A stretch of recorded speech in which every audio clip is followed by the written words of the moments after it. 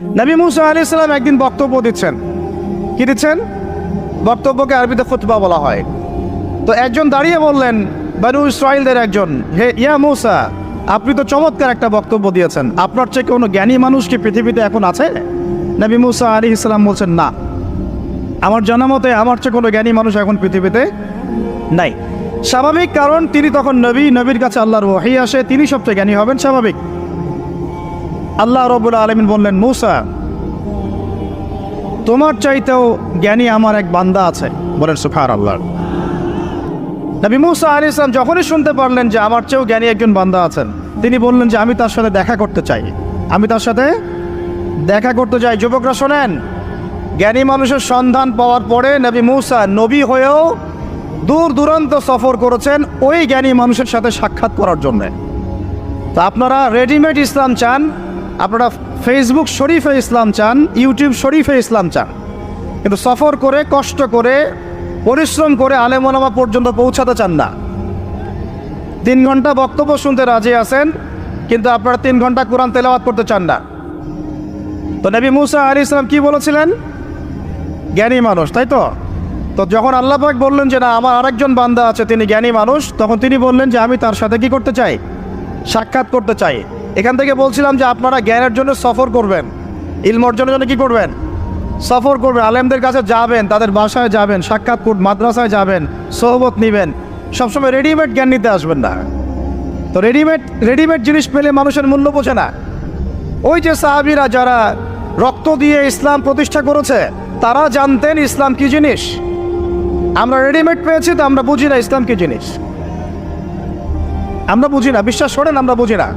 তো যাই হোক, তো মুসা আলাইহিস সালাম বলছেন, যদি আমাকে যুগ যুগ ধরে সফর করতে হয় তবুও আমি সফর করব, তারপরেও আমি তার সাক্ষাৎ চাই। আল্লাহ পাক বললেন, ঠিক আছে, তুমি তাকে পাবে যখন মাজমাউল বাহরাইন বলা হয়, 2 সমুদ্র যেখানে মিলে যাবে সেখানে তুমি আমার সেই বান্দাকে পাবে। কোথায় পাবে ভাই? 2 সমুদ্র যেখানে মিলে যাবে সেখানে পাবে। এখানে আপনি ভৌগোলিকভাবে ওর ব্যাখ্যা নিতে পারেন, আধ্যাত্মিকভাবেও নিতে পারেন। 2 সমুদ্র বলতে হয়তো বা ভৌগোলিকভাবে বোঝানো হতে পারে, অথবা আধ্যাত্মিকত্বও বোঝানো হতে পারে, যে বস্তুবাদী জ্ঞান এবং মারিফতের জ্ঞান যেখানে মিলে যাবে সেখানে। আল্লাহু আ'লাম, আল্লাহ ভালো জানেন। তা নবী মুসা আলাইহিস সালাম তার একজন সঙ্গীকে নিলেন, সেই সঙ্গী একজন যুবক। তরুণরা ভালো করে শোনেন, তরুণদের ত্যাগেই ইসলাম দাঁড়িয়ে আছে, আলহামদুলিল্লাহ। এই তরুণরা যদি এই স্মার্টফোন, এই পাবজি, এই ফ্রি ফায়ার, এই মেয়ের প্রতি আসক্তি, ফ্রি মিক্সিং, এই মাদক, এগুলো ছেড়ে দিতে পারে, দিয়ে নামাজি হয়, কোরআনওয়ালা হয়, ওলামায়ে কেরামের সাথে পরামর্শ করে চলে, উম্মার জামার মধ্যে থাকে, একটা ইমারার মধ্যে থাকে, ইনশাআল্লাহ আল্লাহর জমিনে আল্লাহর দিনের ইকামত কেউ ঠেকাতে পারবে না ইনশাআল্লাহ। দুঃখজনক হচ্ছে আপনারা সেখানে নাই, কিন্তু আপনারা আবেগে আছেন, আবেগ প্রদর্শন করছেন, বিবেক দিয়ে চিন্তা করছেন না, সমালোচনা বেশি করছেন, নিজে কোনো কাজ করছেন না, লেখালেখি করছেন, অনলাইনে বসে আছেন, সমালোচনা করছেন, শেয়ার দিচ্ছেন, লাইক দিচ্ছেন, কিন্তু আপনি আয়নার সামনে দাঁড়ায় চিন্তা করবেন, নিজেকে প্রশ্ন করবেন, এই উম্মার পিছনে আমার কি অবদান? এই উম্মাকে বিজয়ী করার পিছনে আমার অবদানটা কি? এই দেশকে উন্নতিতে নিয়ে যাওয়ার জন্য আমার অবদানটা কি? আমি আজ পর্যন্ত কি করেছি? দেখবেন জিরো, রেজাল্ট কি? জিরো। এই কাপুরুষ প্রজন্ম দিয়ে দিন কায়েম হবে না। মুখে কথা বলা অনেক সহজ, এরকম চেয়ারে বসে 2টা লেকচার দেওয়া কঠিন।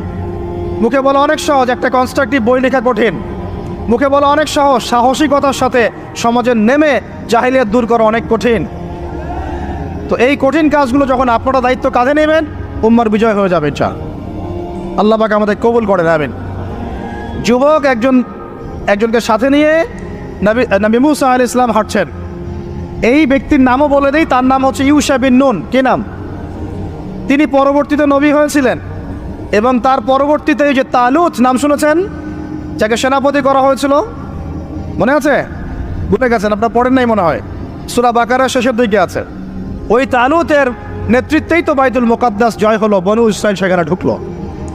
এবং তখন সূর্য ডুবে যাচ্ছিল, তিনি দোয়া করছিলেন, আল্লাহ সূর্যটাকে থামিয়ে দাও। আল্লাহ পাক বাইতুল মুকাদ্দাস বিজয়ের স্বার্থে সূর্যকে থামিয়ে দিলেন। সুবহানাল্লাহ। মহাবিশ্বে সূর্যের ঘূর্ণন থেমেছে একবার, মহাবিশ্বে সূর্যের ঘূর্ণন আল্লাহ থামিয়ে দিয়েছেন। কোরআন সাক্ষী আছে, হাদিস সাক্ষী আছে। আবার অচিরেই নবী সাল্লাল্লাহু আলাইহি ওয়াসাল্লাম বলেছেন, দাজ্জাল যখন আসবে, ওর শাসন যখন শুরু হবে, 40 দিনের প্রথম দিনটা হবে 1 বছরের সমান। এখন 1 বছরের সমান একদিন কিভাবে হতে পারে এটা আপনারা ভাববেন, যারা অ্যাস্ট্রোফিজিক্স পড়েন, যারা ফিজিক্স নিয়ে পড়েন, যারা অ্যাস্ট্রোনমি নিয়ে ঘাটাঘাটি করেন, আপনারা এটা তদন্ত করে দেখেন কিভাবে একটা বছর একদিনের সমান হতে পারে, একদিন 1 বছর সমান কেমন করে হতে পারে। তারপরের দিন হবে 1 মাসের সমান, তারপরের দিন হবে 1 সপ্তাহের সমান, তারপরের দিনগুলো হবে আমাদের দিনের মতো।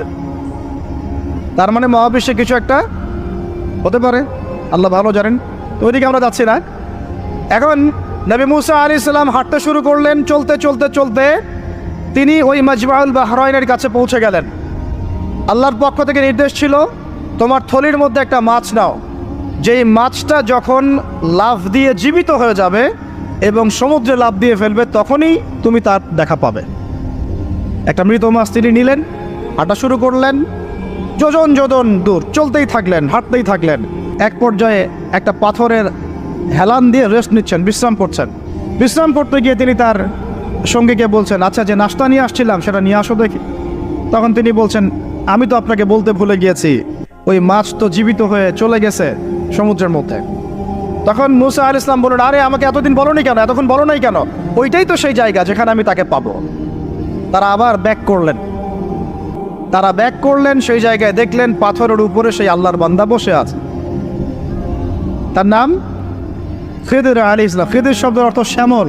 খিদির মানে শ্যামল। হাদিসে আসছে তিনি যেখানে যেতেন মৃত জায়গার উপরে বসলে সেই জায়গা সবুজ হয়ে যেত। সুবহান। তো খিদির মানে শ্যামল, সবুজ আলাইহিস সালাম। এখন তিনি পাথরের উপরে বসে আছেন। নবী মুসা আলাইহিস সালাম গিয়ে সালাম দিলেন, বললেন আসসালামু আলাইকুম ওয়া রাহমাতুল্লাহ। তখন তিনি বলছেন, ওয়ালাইকুম আসসালাম ওয়া রাহমাতুল্লাহি ওয়া বারাকাতুহু। তো মুসা আলাইহিস সালাম বলছেন, আমি মুসা। তখন খিদির আলাইহিস সালাম বলছেন, তুমি কি বনু ইসরাইলের মুসা? তুমি কি বনু ইসরাইলের মুসা? মানে বোঝাতে চাচ্ছি খিদির আলাইহিস সালাম বনু ইসরাইলদের কেউ নন।